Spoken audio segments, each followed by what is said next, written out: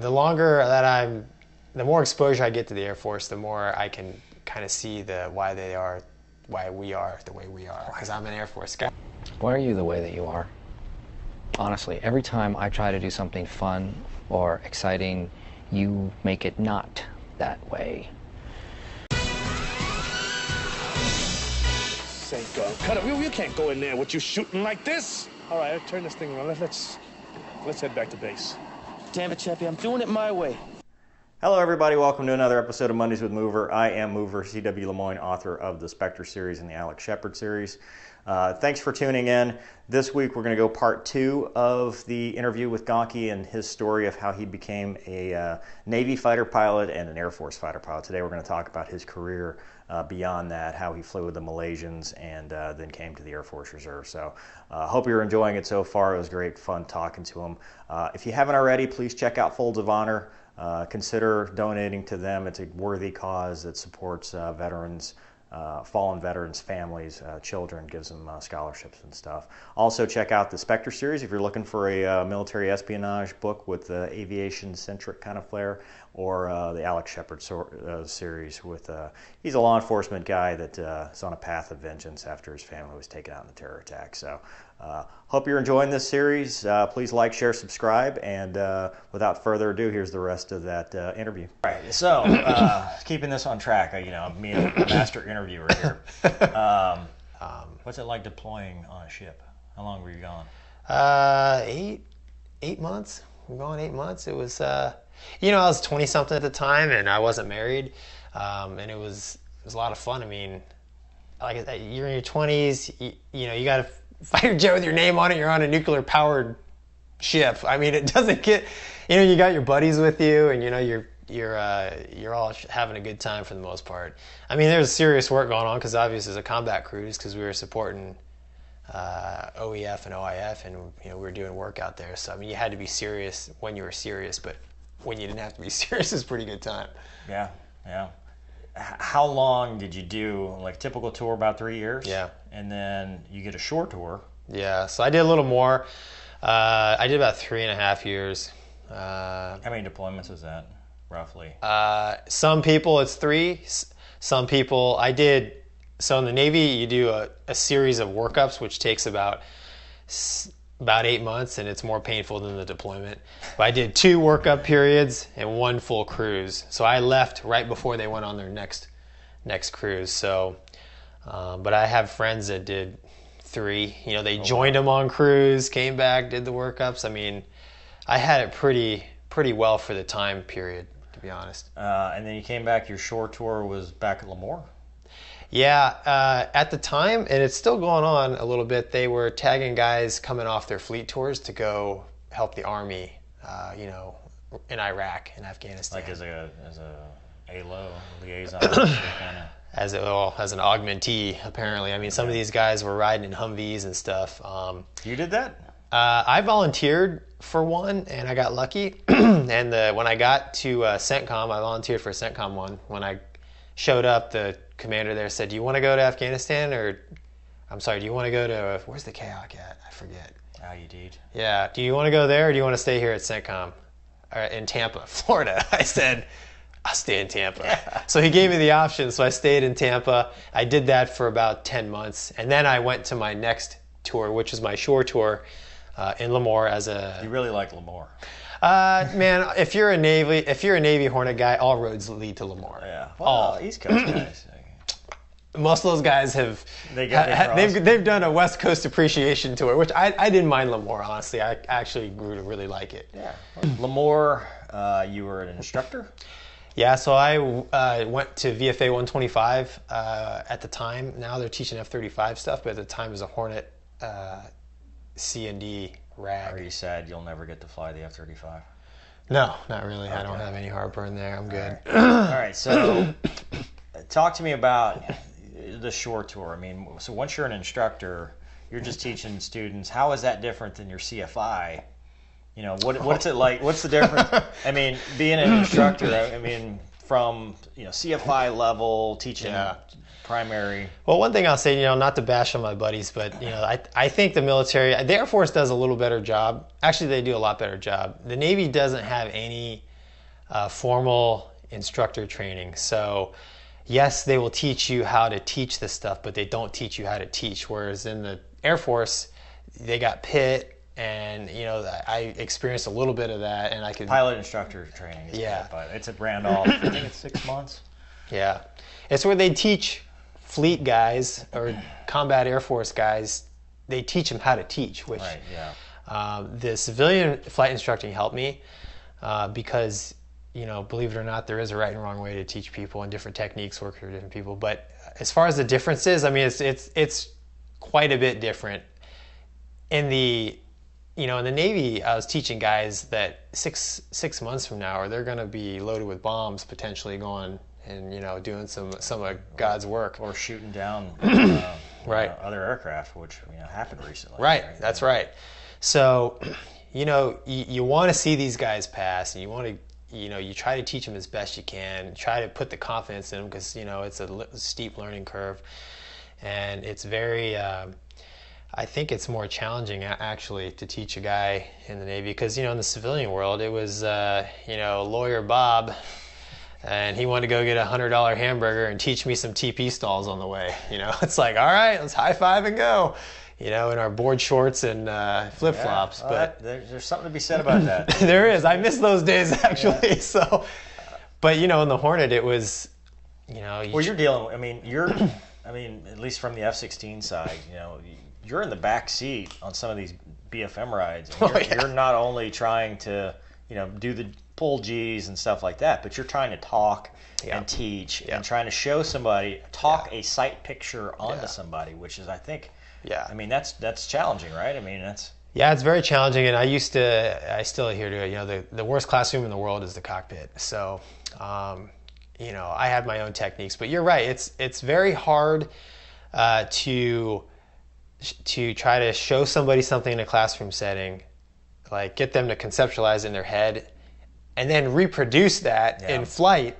And these things that Mover is talking about, they're fleeting images, right? Well, now you see this, now you see that. Well, if you miss it, well, Well, and how do you know when a student's he's task saturated? The first thing he goes to hearing. No, that's right. He stops listening to you. That's right. So now he's not listening. Yep. And, what do you have left? Take the jet. That's...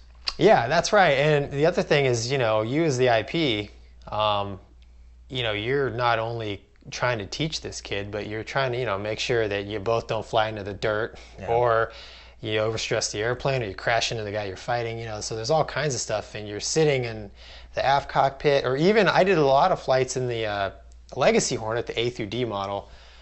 There was a lot of student solos, so I was the IP in the other airplane, and that to me is even harder because I literally can't see what he's doing, because I'm not in the same airplane. But and you're trying to make sure he doesn't kill himself, and you hurt yourself as well. So it's as you like to say, it's a fast-moving ball game at times. So you flew the A through D. You just talked about the Legacy Hornet. Mm-hmm. Did you fly the Super Hornet? I did. So I was one of the lucky few who closed down VFA 125, the Hornet rag. So it actually closed for a couple years as they stood up the F-35. So we were absorbed by VFA 122, which was the Super Hornet rag. So there for a while, A through F training was going on the West Coast. So I got to started flying the Super Hornet. There for a while, I was flying A through F model. So that's awesome. So that's 2 qualifications. Yeah. So you could walk out, you walk downstairs to maintenance, get the airplane, and they're like, you never, it's dealer's choice. For us lay people, yes. What's the difference between the 2 aircraft as far as a pilot? What do you think? Which do you like better? And kind of flying them, what's the difference between the 2? Which is better? Which would you rather take into a knife fight? Well, my all-time favorite airplane, if it's just me going out, flying around out in the air, having a good time, I'll take an old A model. I don't want anything in it. Yeah. Old A model, love them. But if I'm gonna go to war, I'll take the latest model Super Hornet because just all the the toys, the ESA radars. What if you're dogfighting? You get me in the Viper, of which you're going to lose regardless of what you choose. Debatable. Yeah, but you're going up against Mover and his Block 30. Sure. I mean, what do you take into that fight? The best Hornets I've ever flown from that perspective would be the Royal Malaysian F-18s that I flew. So those jets were, they were D model, so they were 2-seat, but they were a little lighter because they didn't have all the toys, and they had the joint helmet with the 9X too, and they had the EPE engine, so they had the big motors, so you could do double Immelman. Yeah.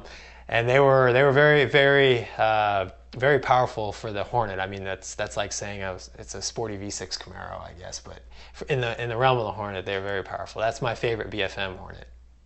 All right. So how'd you make the decision to get? You did your shore tour, yep. And then you decided, it's time to move on. Yeah. And how many years did you have in at that point? I mean, obviously you fulfilled your commitment. Yeah. So I had a little more than 10 years when I got out in 2012, and I made this decision based on.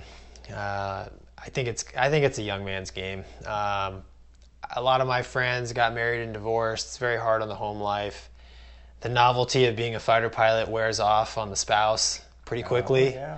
That wears off when you're gone all the time, and there's a lot of stress involved. It takes a special woman, and I personally didn't want to put her and any kids that we would have through that. So I decided that when my commitment was up, I was going to leave. And the military, as I'm sure you can attest to, it's mission first. I mean, yeah. they can try to spin it all they want, but it's the needs of the Air Force or Navy first, and then figure out your home life. I mean, but then at that point, you got out. Sure did. And then what? Well, I didn't really have too much of a plan, which is kind of my MO. Just pull the handle and you're like, well, now see what happens. Yeah. Other people have done it. I'll be fine. No, so I decided to quit. And the sad thing is, sad or not, is, it's like your whole Guard Reserve thing. There's a bunch of good deals in the military, but you're never going to hear about them. I was on a path, so there's a path that jet guys go, and that is to be a skipper, a CAG, or whatever. And as soon as you come off that path, they send you to some cruddy job. And you got to hold your cards close. So I didn't let anybody know I was getting out until I met the window. There's like a time frame window when you can actually, it's called dropping your letter in the Navy, that you could drop your letter. So I held my cards close, didn't tell many people until the day, and then I dropped my letter. And then it was like, it's like coming out of the closet. not that that's bad, but and there goes a couple thumbs down. but I mean, it's so freeing. But you'll never hear about these good deals that are out there because people try to keep you on the path. But I decided I just wanted out, and I didn't really have a plan other than I did get picked up by the F5 unit down in Key West to go fly F5s. Navy Reserve, part-time, which was cool, and that was about it. Did you fly for them? No. Those guys are awesome. They actually painted my name on a jet and everything, and I never made it down there because about 6 months before I got out, a good friend of mine came in and said, "Hey, Gonky, you need to apply to this job." And I said, "Okay," so I did. It was all right. Well, all right. Cool. I don't have anything else. No other questions. Yeah, there we go. So, no, but it was. He found this job with Boeing, teaching the Royal Malaysian Air Force how to fly the Hornet as a civilian, and I thought that'd be really cool. So I applied to him, did a phone interview, and then never heard anything. So I thought, probably somebody better. So my plan was go fly F5s down in Key West in Florida and see what happens. That was literally my plan. It's a good plan. Yeah. Okay. My wife loved it. But then, but you did it. Right. So I had like 3 months of leave saved up, which was pretty glorious. So I took a whole summer off. I hadn't done that since high school, which was awesome. So I'm in Ohio. We pull into a Wendy's because that's where jobless people eat, like myself at the time. And I get a phone call, and it's Boeing, and they said, hey, listen, we think you'd be great for the job. Do you still want it?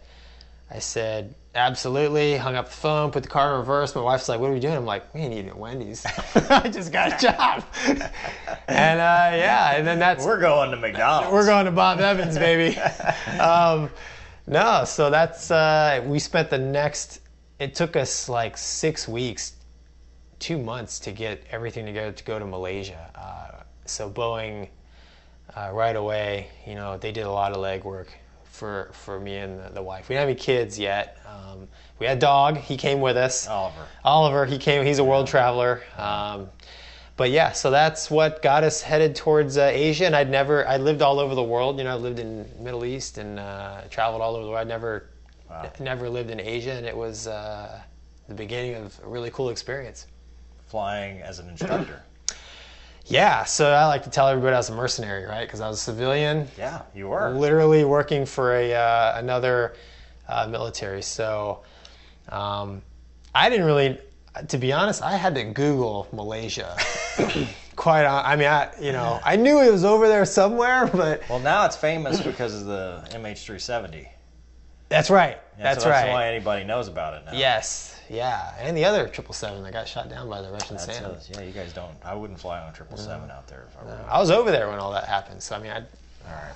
Anyways, yeah. So I Googled where it was, and I was like, oh wow, it's just south of Thailand. Looks fun. It's probably warm all year, and yeah, we got over there in late October of 2012. So you got to fight, though, a lot of cool airplanes. Yeah. In fact, you were in the video that I used against the Su-30, right? Are we saying Su-30 now? I don't know.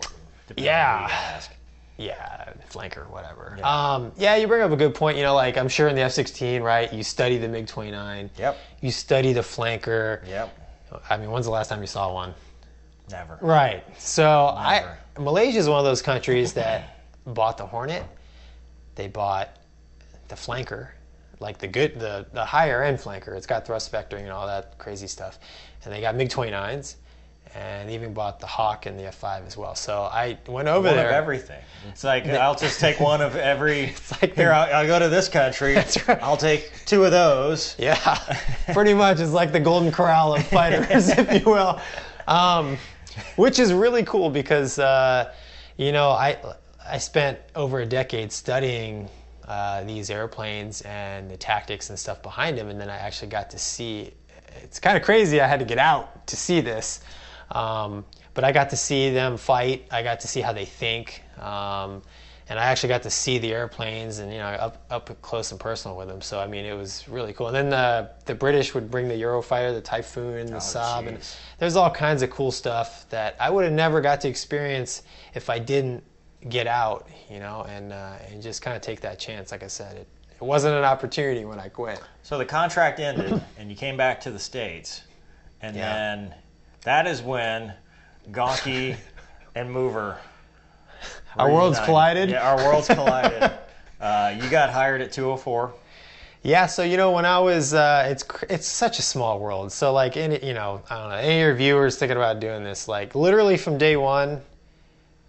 Rule 1. Yeah, don't be a douche. Don't be a douche. Don't be a douche. Because it's a small community and it will bite you. Absolutely. So I'm in Malaysia and the contract unfortunately went away. And there was an American guy coming over to evaluate a new simulator they had bought. So he's an American guy, Hornet guy, so I went and met him.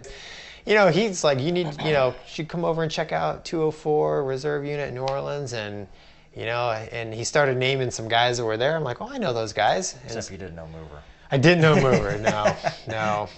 He said, yeah, we're even taking Air Force guys. I was like, oh, I'm totally in. Yeah. So. No standards whatsoever. None. They will just let anybody through that front door. Heartbeat, you're in. So I applied while I was over there. And, I show up to 204, I interview. They need guys, I'm qualified. And I'm very fortunate. They hired me. So I was living in Pensacola at the time, and it's like a 3.5 hour drive to New Orleans. But it was cool. I got to still fly Hornets part-time, and Scratch the itch, hang out with great dudes. Everybody in the squadron there was, I didn't have any issues, and we had, it was fun. We didn't have any airplanes a lot of time, but there was plenty of coffee. Yeah, the A model has issues, but Yeah.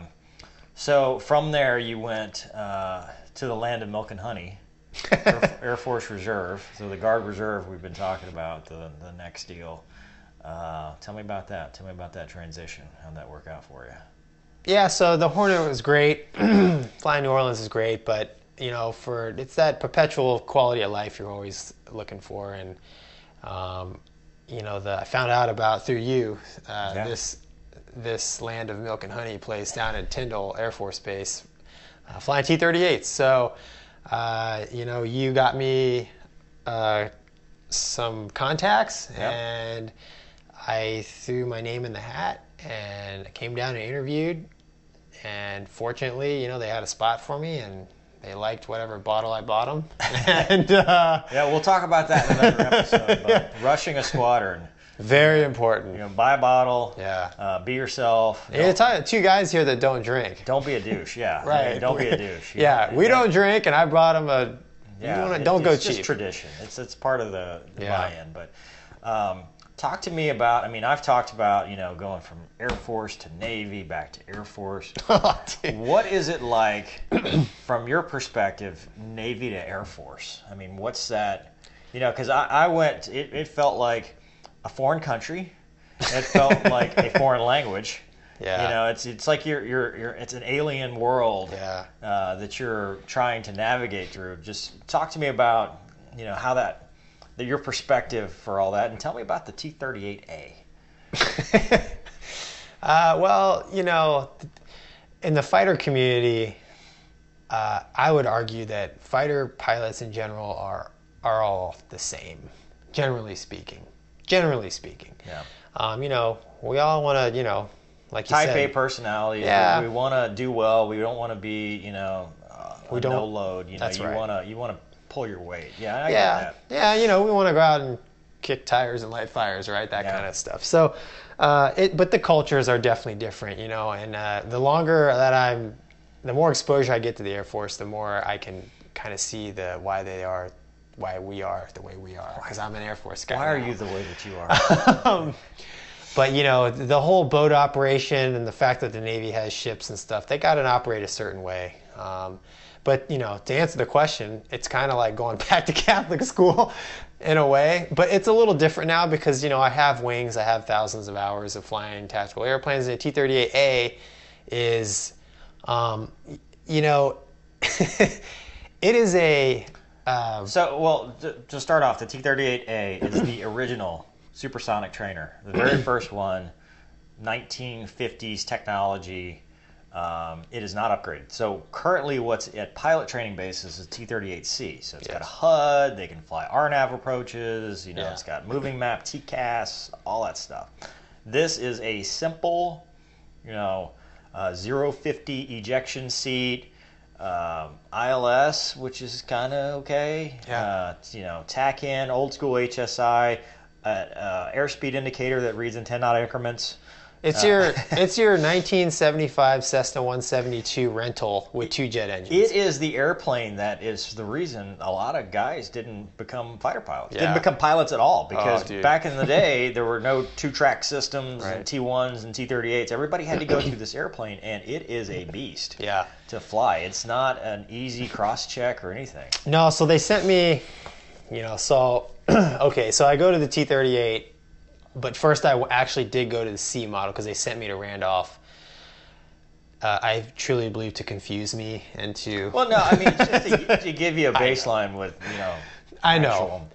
So I go to Randolph and I fly the T38C for 12 flights or something like that. And it, like you said, it's nice. Got glass and all this nonsense, but the pilot to jet interface is completely different than the Hornet, and so. I'm not a techie kind of guy, so it was a steep learning curve. And just as I was kind of starting to get it, I left and came here to fly the A model, which is a better flying airplane, but it definitely doesn't have the toys that the C model has. But, you hit the nail on the head. The T-38, I flew the T45A model. Yeah. And that thing is easier to fly than the T38. The T38, I'm shocked. I mean, I know it's killed a lot of guys, unfortunately. And I can clearly see why. Very dangerous. I mean, it's got a very yes. You know, it's underpowered, so you can get on the backside of the power curve very easily and get, you know, final turn is very dangerous, and you can get out of the ejection envelope very quickly. You know, because the seat is not, you know, it's not one of the new. What are they flying? Martin Baker, or is it the Aces? No, that's Martin Baker, I think. Is it? But so anyway, you transition there, and so the speak is different. The language, there's a little bit of a language barrier. Procedurally, I mean, it makes for funny stories, but it does also kind of go to the point of two services under the same Department of Defense for the United States government do two different things. I mean, even basic stuff like formation, right? I mean, I mean, you know, for example, I'm going through the flight lead upgrade stuff now, and like, you know, if we went out and did the flights and just muted all the talking and everything, the same thing. You would see the airplanes flying, and you're like, oh, it looks like Gonky did great. And then you listen to the comm, and then they're like, wow, why did you say it? What does this mean? You know, what's this deck? Speed and Angels. What's this deck nonsense? And why do you say head so many times? You know, like all.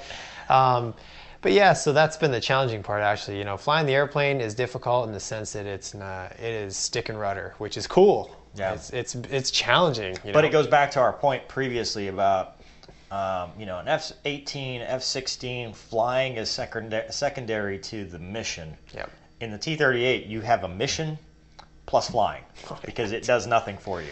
I mean, you know, it won't hold altitude. You trim is your friend. You know, it won't.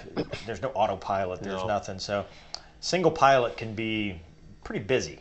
Very busy. Very busy. Very difficult. So now, you know, you're flying T-38A, which we're happy to have you back in the Air Force for the first time. What do you do now? What's your side gig? What's your goal here? Yeah, so when I came back from Malaysia, you know, I actually started. I've always liked real estate. Lost a lot of money in real estate in the past, right? But I've always liked it, loved it, right? It's a passion, and you never seem to leave that. So I started a little. I buy and sell land, so I have a land business that I do. I started that when I was flying Hornets. I continue it here as I'm flying T38A models, which, that's another plug for reserves and just flying reserves, right? You get to still fly some cool airplanes. It's just a T38, but it's a fun airplane. You get to fight Raptors, right? And then I'm buying and selling land primarily here in Florida.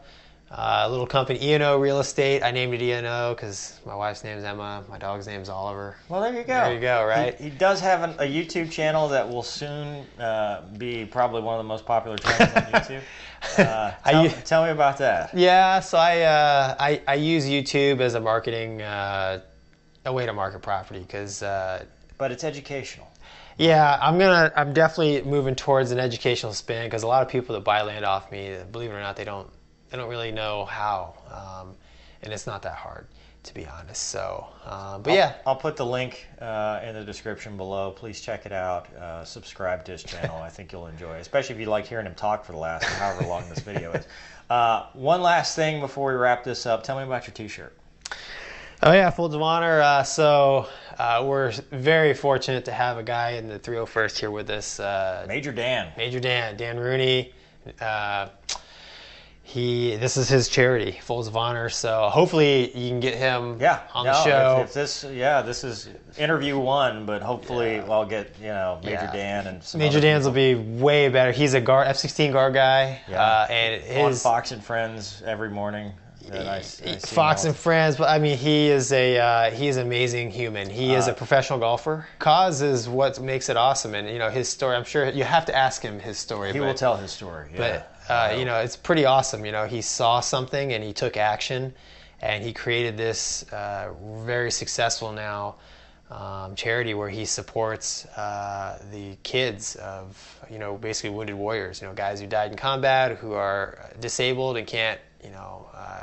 It's tough for them to put their kids through college, and he's got the support of some major companies. It's a good cause. Oh yeah, it's a great cause. So that link will be in the description. I think YouTube actually allows me to put a link somewhere. So wherever you see the link, please go to it, support it. It's a worthy cause. So, Gonky, dude, thanks for being the first guinea pig on what I hope will be a continuing series. We'll hope to have you back on the channel. Yeah, anytime, man. We'll talk about stuff. I can talk with my hands all day. All right, man. Appreciate it, bud. Yeah. All right, that'll do it for this week's episode of Mondays with Mover. Hope you've enjoyed parts 1 and 2 of the interview with Gonky. He's a great guy. I hope to get him back on the show. Gonky has a new show coming out, the E&O Land Show. Links in the description below. Please check it out. He's just as funny on his new show as he is there. So I'm maybe on his show. He may be on my show in the future. But definitely check that out. If you haven't already, like and share and subscribe and all that good stuff. That helps me out. Leave a comment below. Tell me what you'd like to see on future episodes. And I will see you next time.